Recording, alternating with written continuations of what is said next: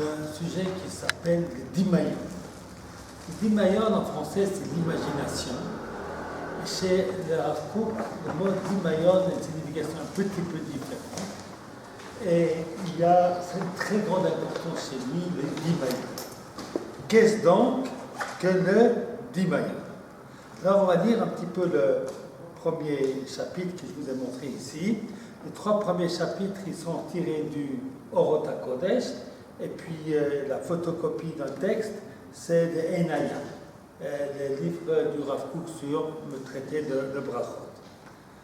Alors il nous dit, le Rav Kook, Baalei Hasaga Hagdola. Je lis la première phrase du premier paragraphe.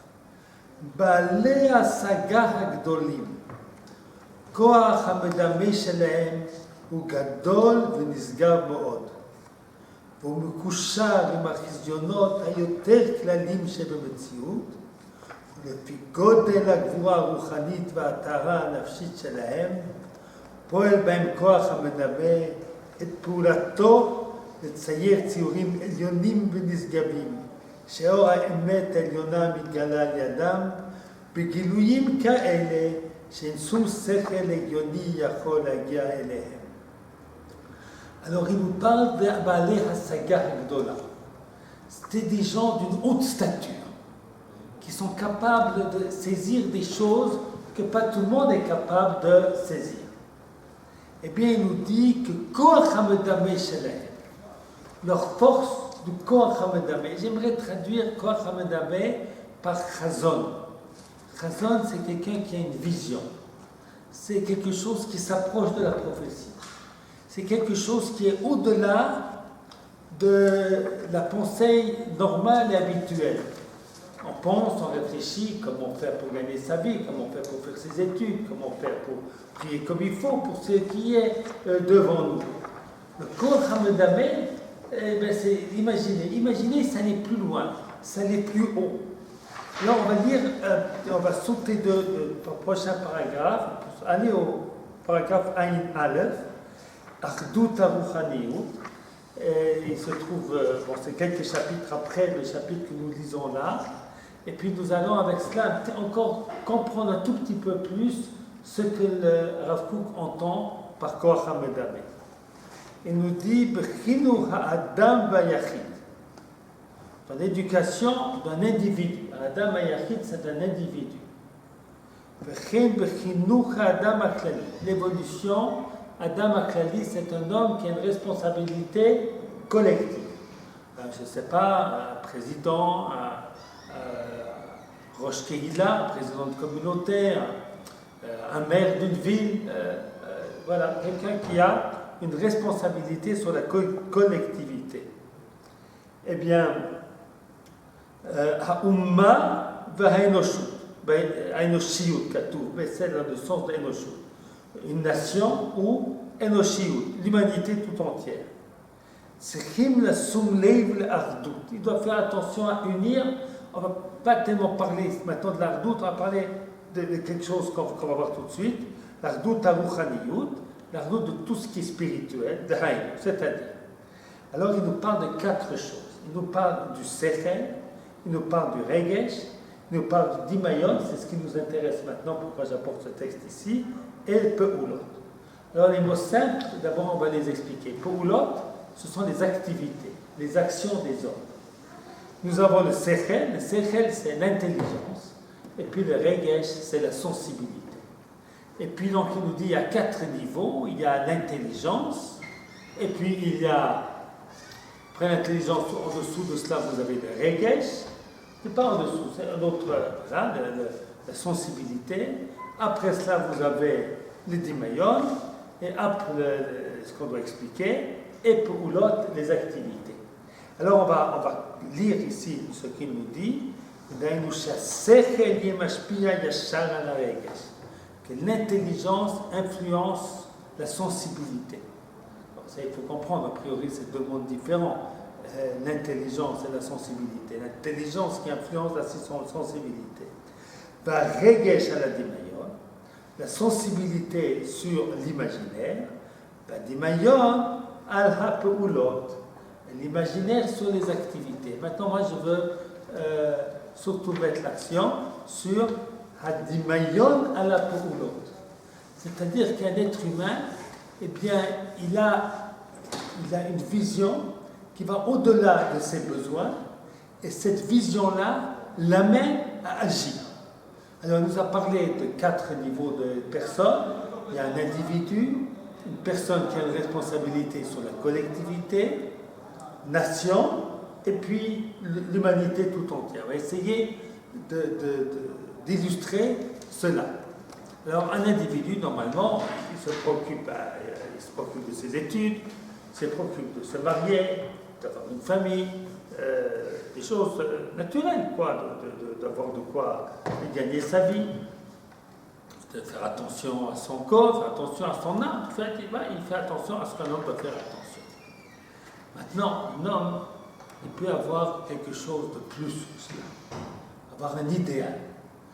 Et cet idéal, il imagine quelque chose qui est au-delà de la réponse de ses propres besoins. Il a un idéal, par exemple, il a un idéal, je ne sais pas, de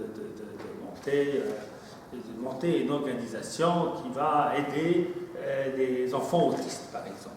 Non, il n'a pas d'enfant autiste lui-même, il n'a pas besoin de cela. Voilà. Alors cette personne, il imagine. Maintenant, il peut imaginer jusqu'à demain et ne rien faire. Et s'il imagine jusqu'à demain et ne rien faire, eh bien, cet imaginaire ne va rien servir du tout. Il faut que l'imaginaire, il influence les actions. C'est de ça qu'il va nous parler de l'achdout. C'est-à-dire, parce que si jamais j'ai des grands, vous savez, comme à Côte d'Ivoire, à la radio, toutes les paroles, parler, ne rien faire.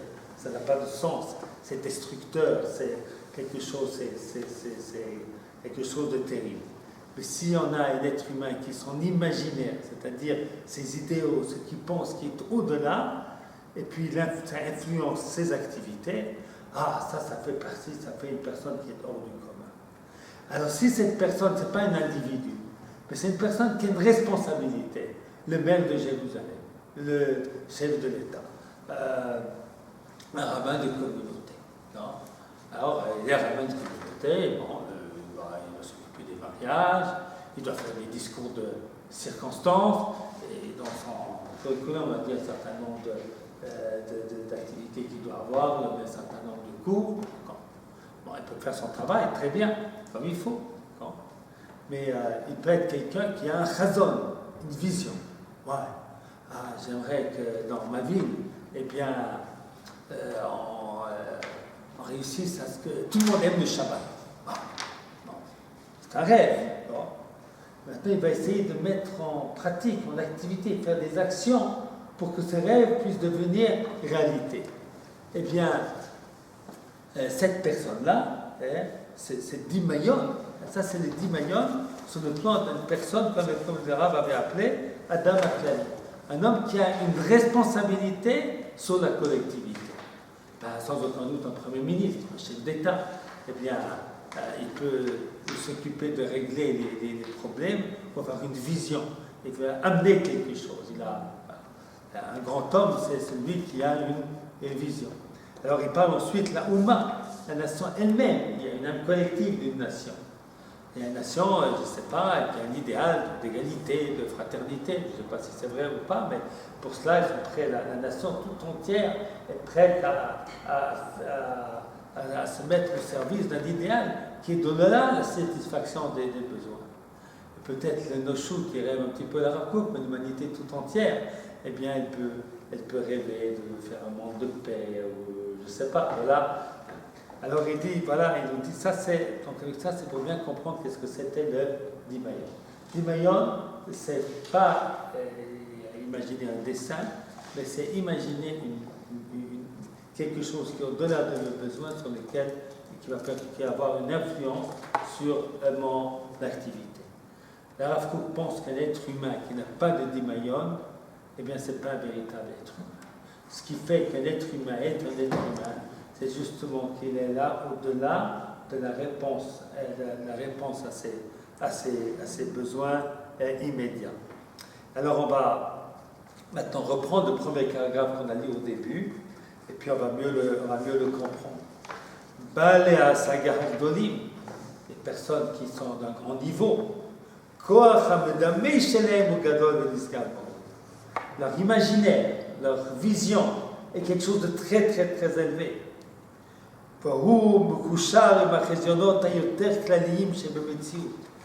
Et puis, c'est pas quelque chose dans l'air, c'est quelque chose qui se rattrape à des choses qui sont nécessaires pour améliorer la réalité du monde. ולפי גודל הגבורה הרוחנית והתר הנפשית שלהם, פועל בהם כוח המדמה את פעולתו לצייר ציורים עליונים ונשגבים. Selon leur niveau, eh bien, ils vont avoir des projets très élevés. שאור האמת העליונה מתגלה על ידם בגילויים כאלה ששום שכל עליוני יכול להגיע אליהם. Eh bien, ils vont mériter qu'ils vont penser à des choses que l'intelligence, c'est-à-dire que l'intelligence ne leur n'aurait pas permis d'arriver à cela. L'intelligence, elle permet d'analyser, elle permet de synthétiser, elle permet d'imaginer, de penser un petit peu la chokma, quelque part, qui est décrite ici. Eh bien, ça c'est quelque chose que la logique n'aurait pas permis. Lorsque Herzl a pensé, on a pris Yom Ha'atzmaut, il a pensé à la création de l'État, eh bien, on l'a pris pour un rêveur. C'était un rêveur. D'ailleurs, j'étais dans la radio, j'étais dans la voiture, pas dans la radio, et j'ai écouté la radio. C'était Yom Ha'atzmaut, un jour avant, un jour après, je ne me souviens plus. Et puis, on a donné un passage d'Amos Oz. Amos Oz, c'est un écrivain israélien, je crois qu'il est de gauche plutôt. D'accord ? Un trait de gauche même, qui parlait de l'État d'Israël. Alors c'est extraordinaire parce qu'il a tout compris. Il a dit l'État d'Israël, c'est pas comme tous les pays du monde. Tous les pays du monde, ils ont une géographie, il y a une espèce de logique, il y a une culture. L'État d'Israël, il est né de rêves contradictoires, de chalom. Il ne sait pas qu'au-dessus de tous ces chalamot, il y a quelque chose d'encore de plus élevé. Mais c'est intéressant que cet homme de gauche a tout à fait compris qu'il y a quelque chose de très spécial dans le peuple d'Israël. Eh bien, ce sont des chalamot. C'est créé par des gens qui avaient des rêves. Il y avait des gens qui étaient des rêveurs, c'est-à-dire et qui étaient très très loin, bonsoir, très très loin de s'occuper, de se préoccuper simplement de leur quotidien. Eh bien, ça c'est le corps Hamedameh dont nous parle le Rav Kook.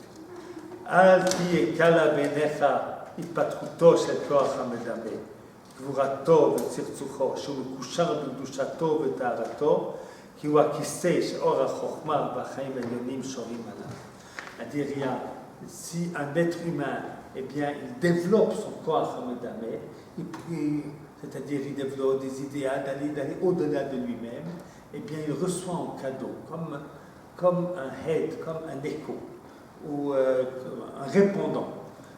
Comme c'est un Kodesh Baruch Hu va l'aider à aller encore plus loin dans son projet et dans son imagination. Maintenant, il faut que j'explique quelque chose avant de continuer. Jusqu'à maintenant, on a vu le corps Hamedameh seulement son côté positif. Il y a quelque chose de formidable, une vision, une espérance, un projet, ouais, c'est formidable. Il y a toutes sortes de niveaux de ce corps Hamedameh, selon les personnes, au niveau des gens. Et maintenant, ce que nous allons voir au chapitre 58 nous traite, c'est que le Rav Kook qui comprend aussi que ce corps Hamedameh peut être extrêmement dangereux. On a vu au chapitre 71, le corps Hamedameh, il influence l'action. Mais il y a aussi l'inverse qui existe. L'action, enfin, ce dont on vit, peut influencer notre corps Hamedameh. Alors il faut nos projets. Alors, vous savez, on peut avoir le projet de Daesh, hein, de dominer le monde, d'assassiner tous ceux qui ne pensent pas comme moi. C'est aussi un corps Hamed Ami. C'est aussi un bien autre. Celui qui a monté d'Esh et puis machin qui a réussi ce qu'il a réussi, il y a un corps Hamed Ami extraordinaire. Un corps Hamed Ami du monde à Touma, mais c'est un corps Hamed Ami. C'est quelqu'un qui a une vision très forte de ce qu'il voyait, de l'islam, de sa religion, etc. Alors, on nous met en garde maintenant le Rav Kook au chapitre 58. Ce corps Hamed Ami doit être assis sur les actions. 71, il dit quoi Hamed Ami influence les actions. Et ici, c'est les actions qui influencent le corps Hamed Ami. Kol zman sheoskim betorah ou bechokma.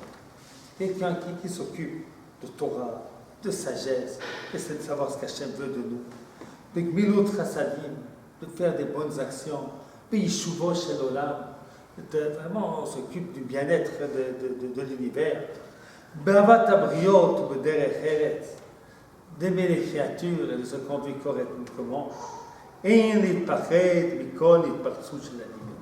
Il ne faut pas avoir peur que tout d'un coup on a une espèce de vision de faire quelque chose d'extraordinaire.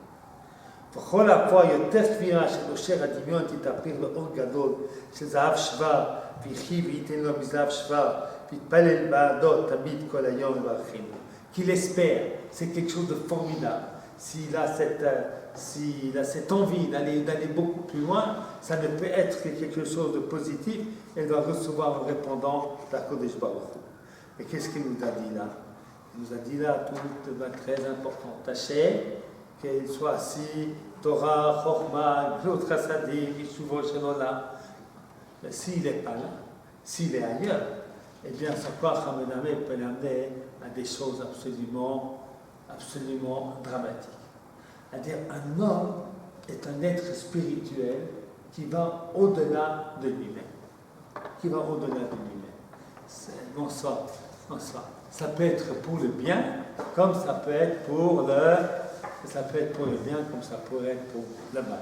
Donc il a maintenant beaucoup mis en exergue l'importance d'aller au-delà de soi-même. C'est fort d'aller au-delà de soi-même. C'est merveilleux d'aller au-delà de soi-même. Mais il faut que ça soit dans le bon sens. Alors en fait, il y a un appel ici aux êtres humains d'aller plus loin, de faire quelque chose de leur existence. Azkar. Alors, on continue encore un tout petit peu. ושטף האורות מלמטה למעלה יוציא אור חיים שלא בעמל ומגיעה כמידותיו של הקדוש ברוך הוא.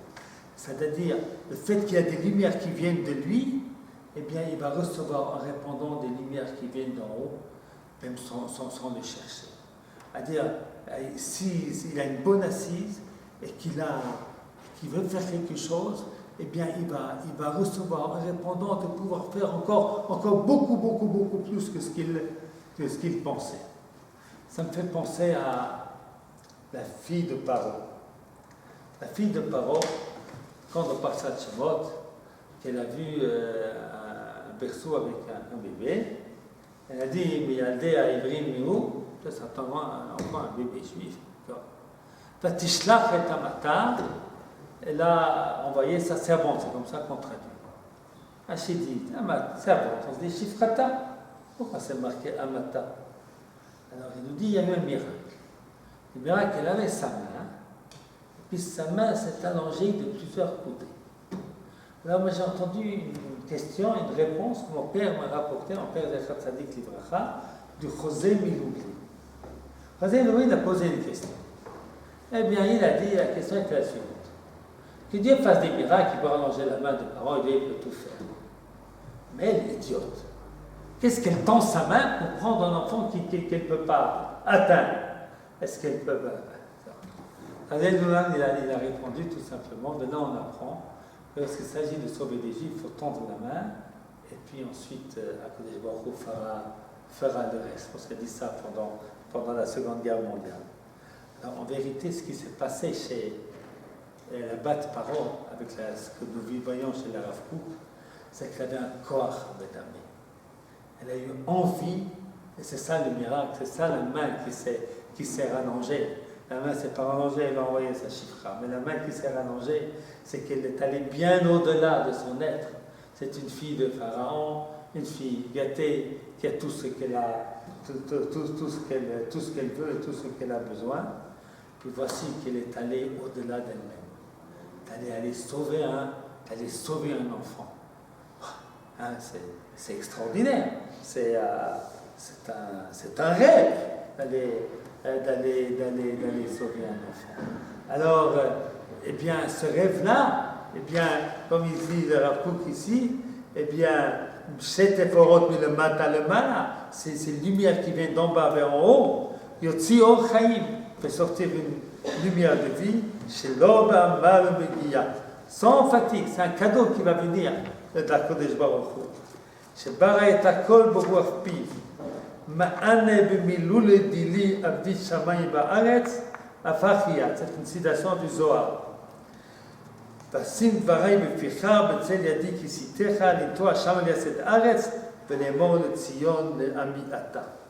Alors, chez Bara et Akol Boruach Piv, l'idée à tout créer avec le souffle de sa bouche.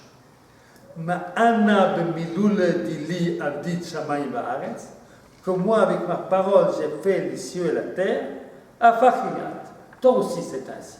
Qu'est-ce que ça veut dire toi aussi c'est ainsi? Nous on ne crée rien avec notre parole.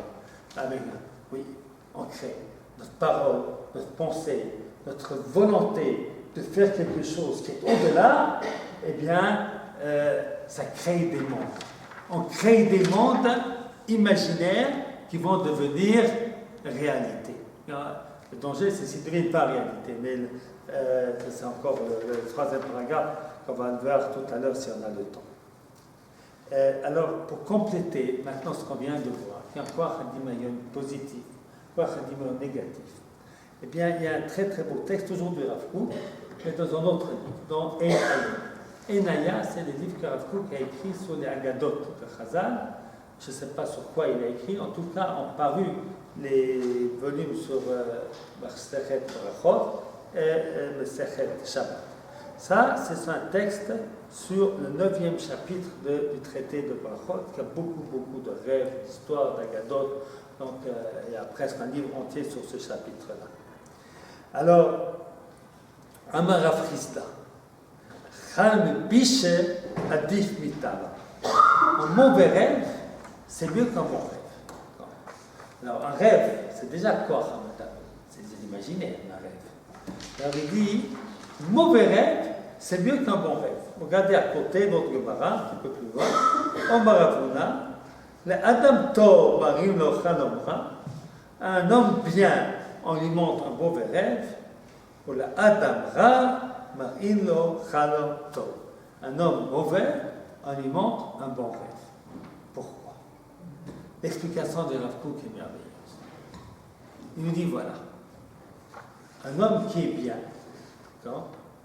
il sait qu'il n'est pas bien, il sait qu'il n'est pas complet, il sait qu'il n'est pas parfait. Donc il a toujours en lui une recherche sur ce qu'il fait, et cette recherche l'amène à douter de lui. Ce doute de lui, eh bien, s'exprime dans le rêve, qui est un rêve mauvais. Et un rêve mauvais, pourquoi? Parce qu'il est conscient qu'il n'est pas complet, de sa finitude.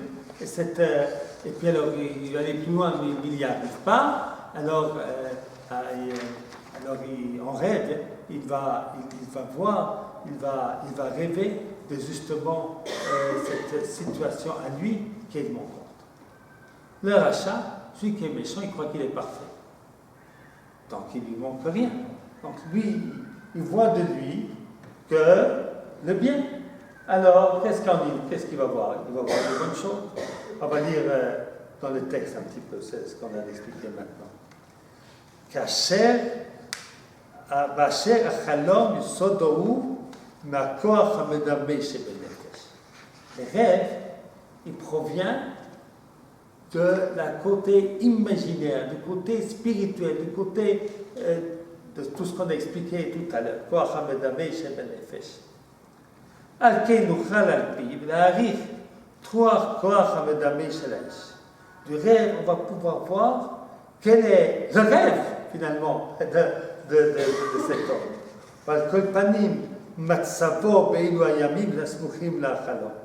Dans quel état spirituel il se trouvait dans les temps proches du rêve. Vine. Yesh Adam שכוחו המדמה מעביר לפניו תמיד את צדדי הטוב שבעתיד ומשמחו, וצדדי הרע האפשריים יעביר מנגד עיני ציוריו. Il s'endort sur ses lauriers. Il ne voit pas ce qui ne va pas. Il ne voit pas ce qui ne va pas. C'est comme ça qu'il vit. Yesh Adam, il y a un homme qui est lucide. Être lucide, c'est de voir. ויש אדם שכוחו המדמה מעביר נגד עיניו גם את האפשרות של צדדי הרע שבעתיד. Qui voit aussi le mal qui peut arriver, il sait qu'il n'est pas parfait, il sait qu'il ne s'endort pas. On est en Israël, on ne sait pas que tout est parfait, il y a des dangers.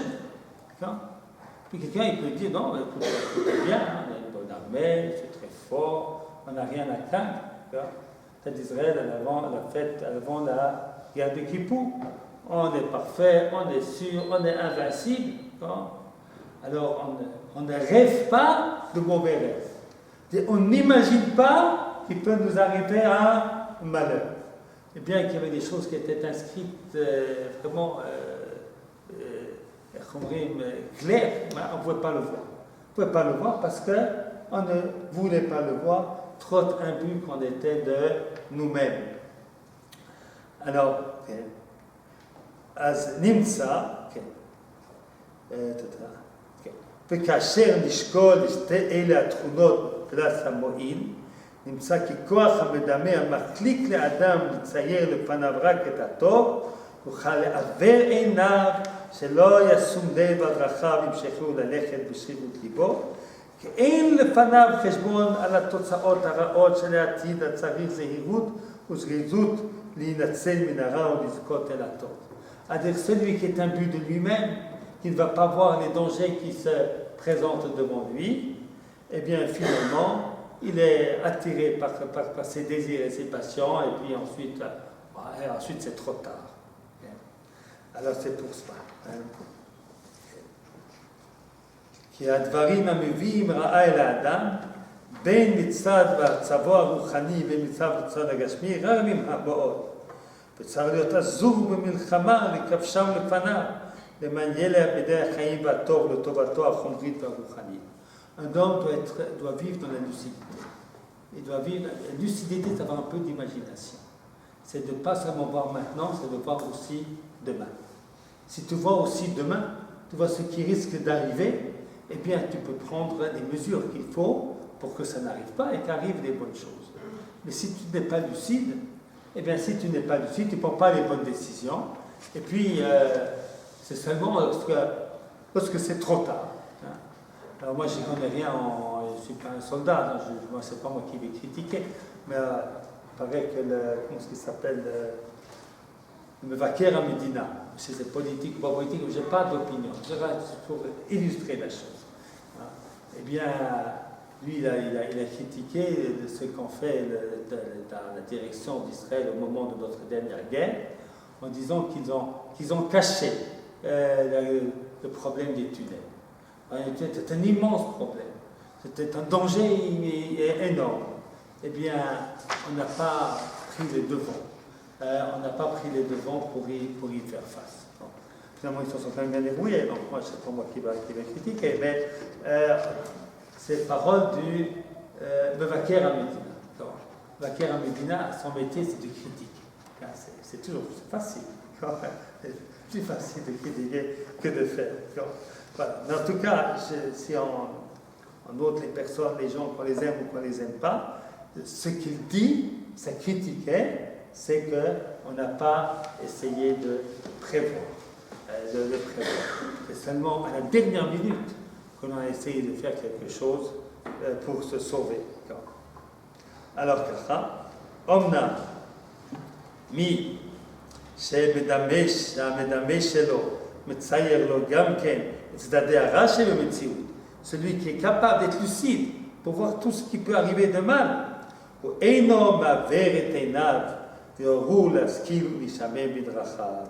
bien, il ne sera pas aveuglé. Et c'est pour ça qu'un mauvais rêve, eh bien, c'est mieux qu'un bon rêve. Un bon rêve, ça te donne, voilà, tout est bon, tout est bien, tu ne peux pas avancer. Tandis qu'un mauvais rêve, eh bien, il te permet de te mettre en question et puis d'avancer. Alors, il va, ce qui est dans les paragraphes d'à côté, c'est dans le même sens. L'Adam Tov, Marino Chalom Ra, ou l'Adam Ra, Marino Chalom Tov. Un homme bien, on lui montre un mauvais rêve. Alors, il explique Soda Trunot Anafshiot, le Tov et le Ra, ou Talil Bebidat Tatsmo, Avat, combien on s'aime, combien on se glorifie. Chez Mishavat Tatsmo, Nifreza, Etzlo, Yoter Mikul Atzedek Vaemet. Celui qui se prend pour plus que ce qu'il n'est. Ava Azot, Averetena, Biu Etzlo, Kol Dracha, Becheskat Mutukanim, Velo Yere Latzmo, Avon Vaavel, il ne verra aucun défaut en lui. Qui Kol Hashayase, Avu Emet, Mitzoyim Yatse, tout est parfait. Api Mishpat, Avat Tatzmo, Hagoveret, Al-Kominotav, l'amour de soi-même, et puis sa self-satisfaction est plus fort que tout. Il ne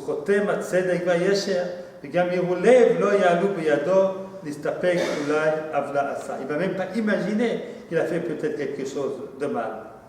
Alors il ne rêve que du bien. Alors, c'est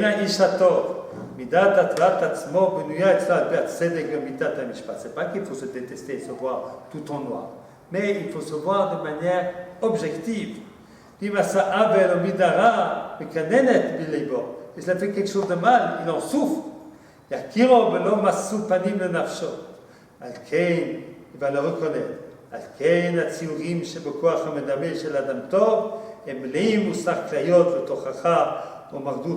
C'est pour ça qu'il voit des choses terribles. Il voit des choses terribles parce qu'il a des doutes sur lui-même. Alors on va maintenant reprendre le paragraphe 71, Aïn Aleph, qui est absolument magnifique, je ne sais pas comment le faire en entier, qui est très dur, et qui, je crois qu'avec ça on a mieux compris ce quoi Hamadamé, qui peut pousser l'homme à aller de l'avant, qui peut pousser l'homme à faire du bien, ou qui pousse l'homme à faire du mal, et s'arrêter de toute action, ou même, pire, des actions mauvaises et catastrophiques. Alors on reprend B'chinuch ha'adam ha'yachid, l'éducation d'un individu. Avancement d'un quelqu'un qui a des responsabilités, on a expliqué ça tout à l'heure. Ha'umma wa enoshiut, une nation ou enoshiut, une humanité. Sechim la sumlev, la achdut ha'ruchanit, l'unité spirituelle qui doit régner. Alors c'est très très intéressant et il faut essayer de comprendre ce qu'il dit ici. Shasechel yeh mashpia yashar al haregesh. C'est que la sagesse, l'intelligence, eh bien, elle influence le regesh, la sensibilité, les émotions. Alors nous, dans notre vie, ça se passe en général juste le contraire. C'est des émotions, on a des émotions, et puis ensuite, on réfléchit, et puis on est pris par nos émotions, et on ne peut pas être objectif. Mais il ne dit pas qu'il ne faut pas avoir d'émotion.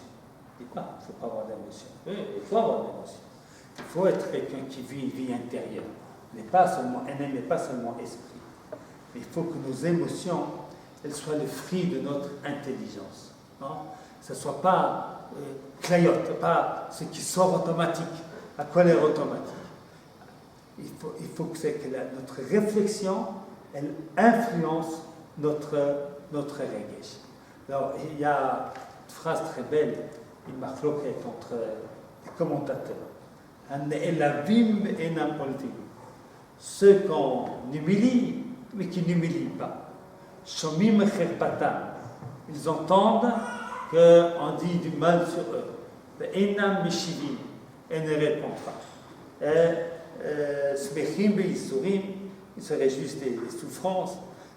Osim me'ava, font avec amour. Aleh makatuv omer, sur eux, le verset dit, Vaya etzeit hashemesh bigvurato. il sera comme le soleil qui se lève.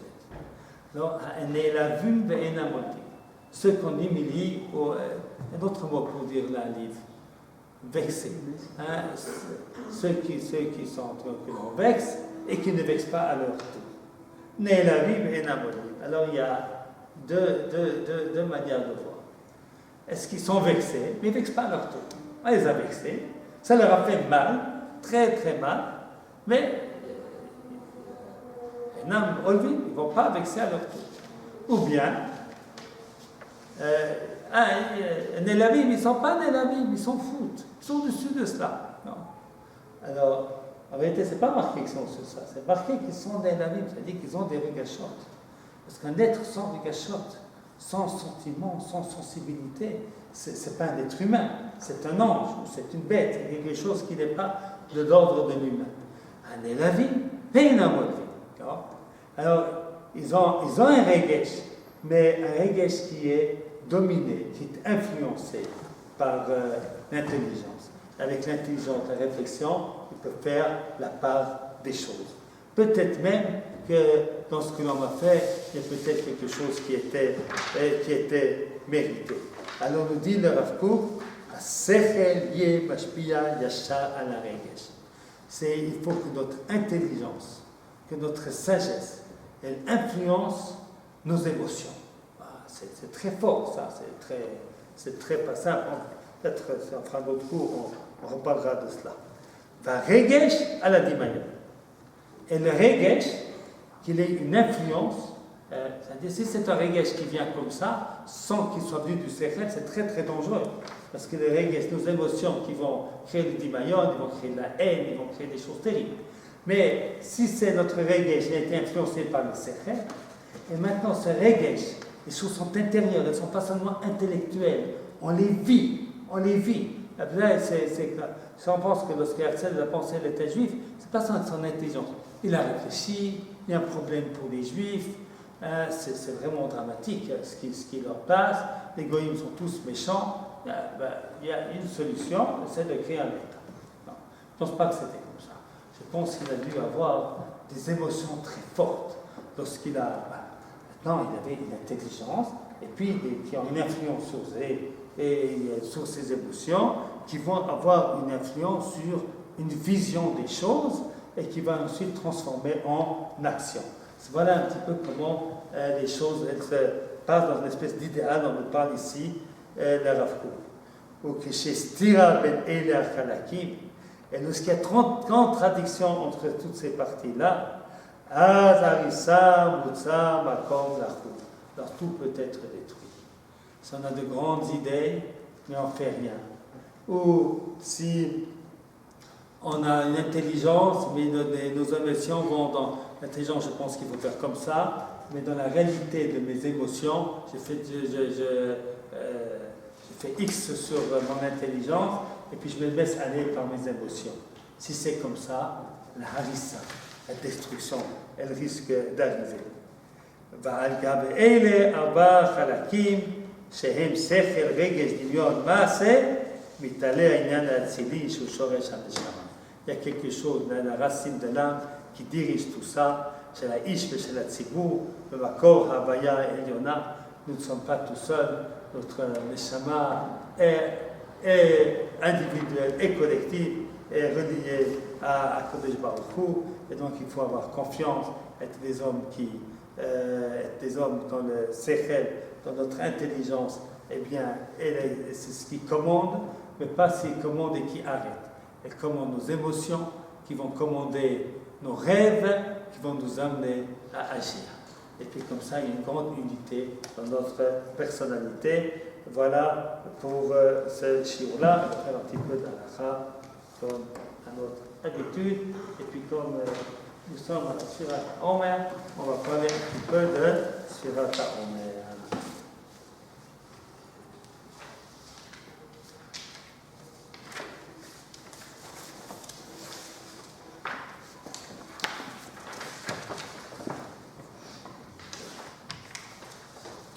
Alors, la mitzvah de Sfirat HaOmer, on la prend du pasuk Usfartem lachem mochot HaShabbat, Yom Abiachim et Omer Atlufa, Sheva Shabbatot Tiyena, An lochot ha-Shabbat ha-Shvi tisburu 50 yom v'ikravtem mincha chadasha l'Hashem.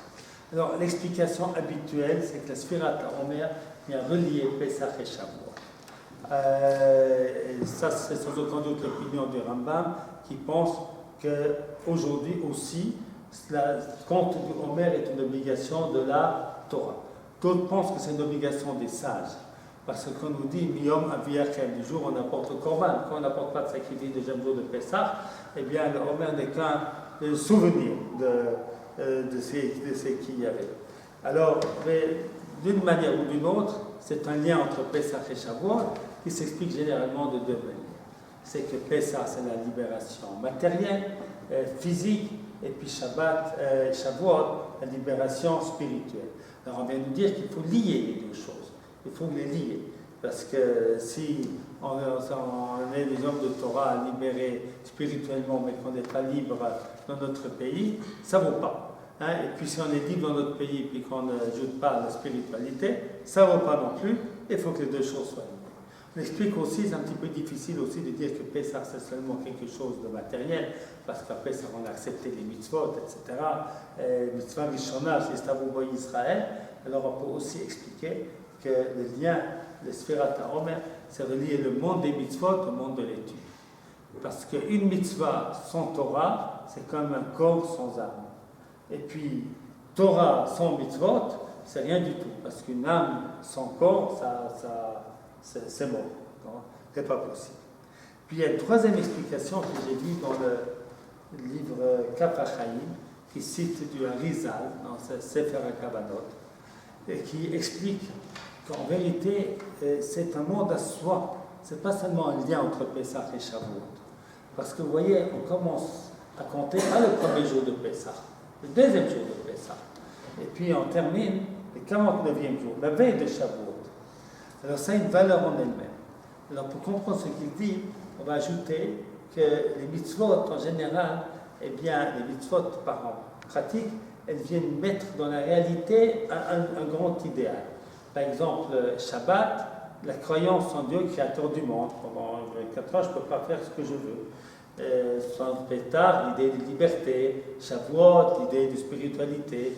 Hanouka, la spiritualité d'Israël, eh bien, elle est supérieure à la sagesse scientifique. Purim, c'est donner un sens aux passions humaines, etc., etc. Alors d'après le Sefer HaKavanot, eh bien, les 49 jours ici de Sfirat HaOmer sont les 49 jours de Kiyum Mitzvot V'Ahavta L'Reacha Kamocha. Donc c'était des jours qui devaient être consacrés à l'amour du prochain. Alors, cette explication est très belle parce qu'elle explique pourquoi, justement, dans cette période-là, sont morts les enfants de Rabbi, les élèves de Rabbi Akiva. Rabbi Akiva, qu'est-ce qu'il a dit? Kla Gadol Batorah, V'Ahavta L'Reacha Kamocha. Eh bien, et quand c'est la période de cette mitzvah-là, entre Pessah et Shavuot, ils n'ont pas accompli. Il y a eu donc de grands malheurs à cette période-là. Alors, maintenant, nous va aller à Tosfot, au Beth et Tosafiste. Eh bien, il rapporte un certain nombre de lois. Alors, la première, d'abord, ça c'est déjà marqué dans la Gemara. La Gemara nous explique que comme c'est marqué Tmimot, cette semaine entière, on apprend de là qu'il faut compter la nuit, pas compter le jour. Si on compte le jour, on n'a pas cette semaine entière, on a un petit peu moins.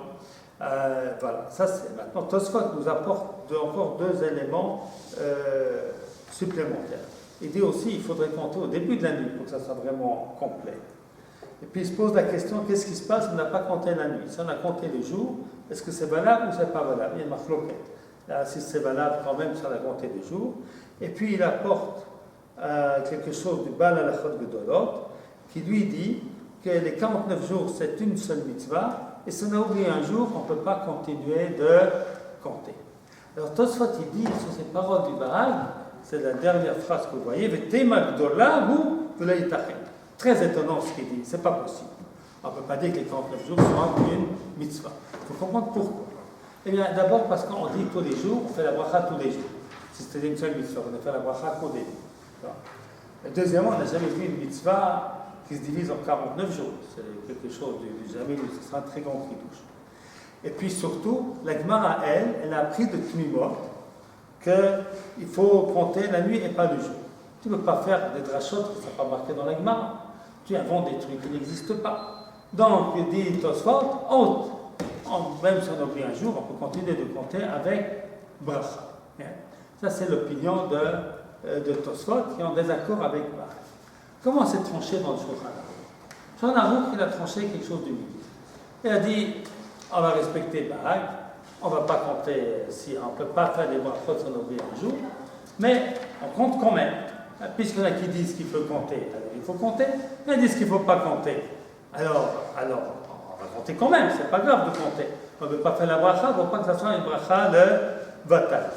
Maintenant, sur les autres questions, il nous dit Tosfot qu'on peut compter. Alors, il y avait la question de Tosfot, il faut compter au tout début. Il dit même qu'il faut compter déjà Ben Hashmashot, pour que ça soit vraiment entier. Puisqu'aujourd'hui, la mitzvah de Sfat Omer et la mitzvah Rabbanan, eh bien, on peut déjà compter Ben Hashmashot. Il y en a qui disent non, Ben Hashmashot, c'est encore pas la nuit. On ne peut pas compter Ben Hashmashot. Alors, il nous dit la même chose, que si on a compté Ben Hashmashot, eh bien, c'est valable, mais il vaut mieux compter après. Et si tu as compté Ben Hashmashot, tu peux quand même continuer de compter. Et puis, si quelqu'un a compté le jour et pas la nuit, eh bien, le jour, il a oublié de compter la nuit, le jour, il comptera son bracha. Mais alors, il nous dit quelque chose d'intéressant, mais il peut continuer de compter avec bracha. La question se pose, pourquoi est-ce qu'il peut continuer de compter avec bracha? Alors, si on prend en considération l'opinion que la mitzvah c'est que la nuit et pas le jour, alors il a manqué une journée. Et si on prend en considération que si on a manqué une journée, on ne peut plus faire la bracha, on ne peut pas faire la bracha, pourquoi est-ce qu'on pourrait continuer à faire la bracha? Alors, il y a plusieurs explications pour cela. L'une d'elles, c'est de dire qu'il y a un double but. Peut-être chaque jour c'est une mitzvah en elle-même. Et puis même si ce n'est pas une mitzvah en elle-même, peut-être que avoir compté le jour, c'est valable. Alors, comme on a deux raisons pour dire qu'il peut continuer à compter, eh bien, on le permet de continuer avec bracha. Maintenant, une question s'est posée, et la même chose aussi s'il y a un doute. Par exemple, il ne se rappelle plus s'il a fait le compter l'homer ou pas. On dit, puisque tu as un doute, tu peux continuer de compter. Parce que de nouveau, si tu n'as pas compté, tu n'as pas compté. Mais si tu as compté, il n'y a pas de problème.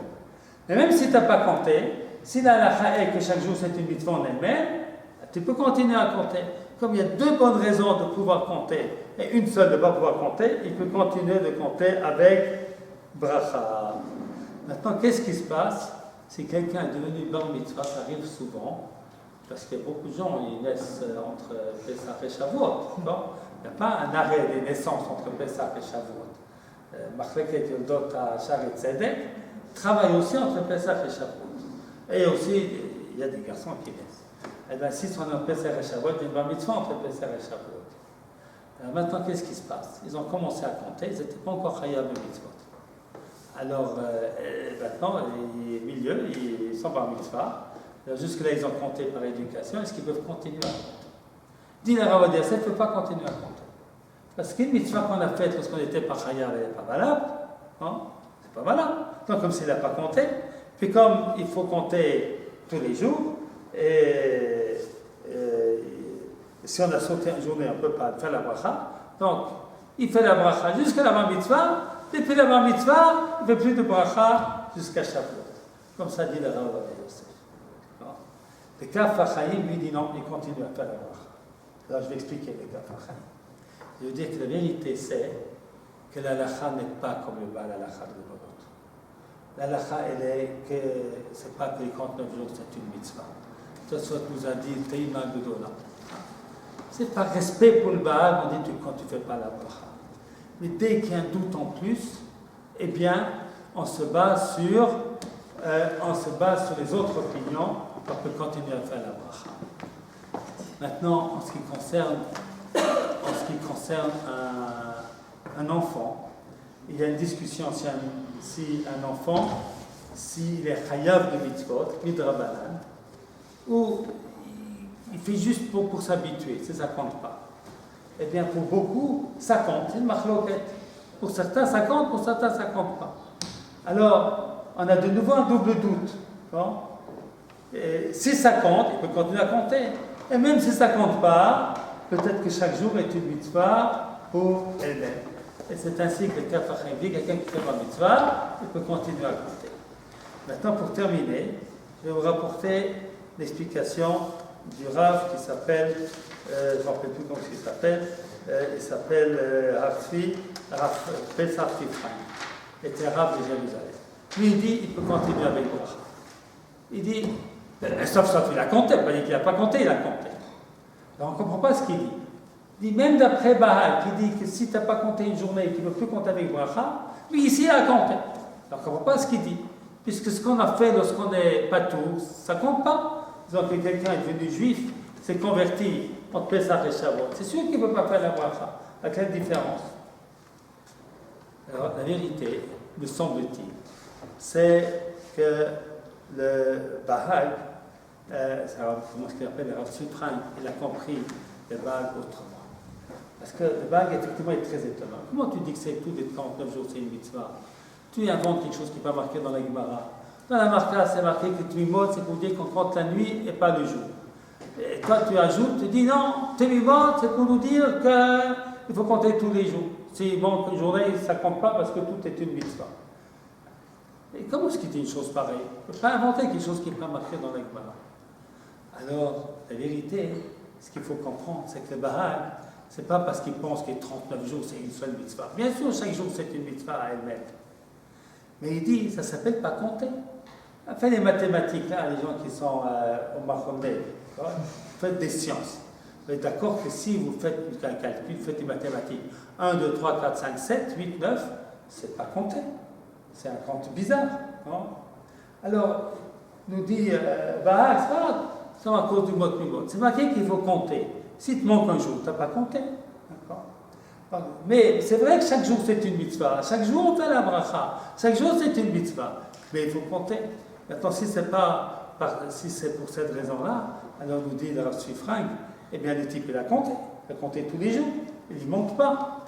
Et là, maintenant, la raison profonde du Bahal, c'est que si on a expliqué, comme on a expliqué au début, que le conte du Homer, c'est pour relier la matière au spirituel ou les mitzvot à la Torah, eh bien c'est comme si tu as un fil qui relie deux choses, tu as coupé au milieu.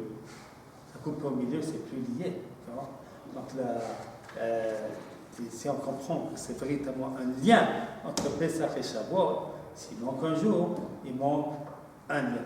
Mais celui qui a compté tous les jours, il a mis sa corde entre Pesach et Shavuot, elle n'est pas cassée, et par conséquent, il peut continuer de compter avec bracha. Et voilà pour aujourd'hui. Donc, si on se rappelle la faute concrète, et quelqu'un qui a oublié un jour, il ne peut pas compter avec bracha. S'il a un doute, il peut compter avec bracha quand même. S'il a compté le Nashmashot, il peut compter avec bracha. Et puis s'il a compté les jours, il peut compter avec bracha. Et puis s'il est devenu bar mitzvah, ce qui vous est déjà arrivé, eh bien, pendant le Homer, il peut continuer de compter avec bracha, comme a dit le Kafachim. Je vous remercie beaucoup de votre attention.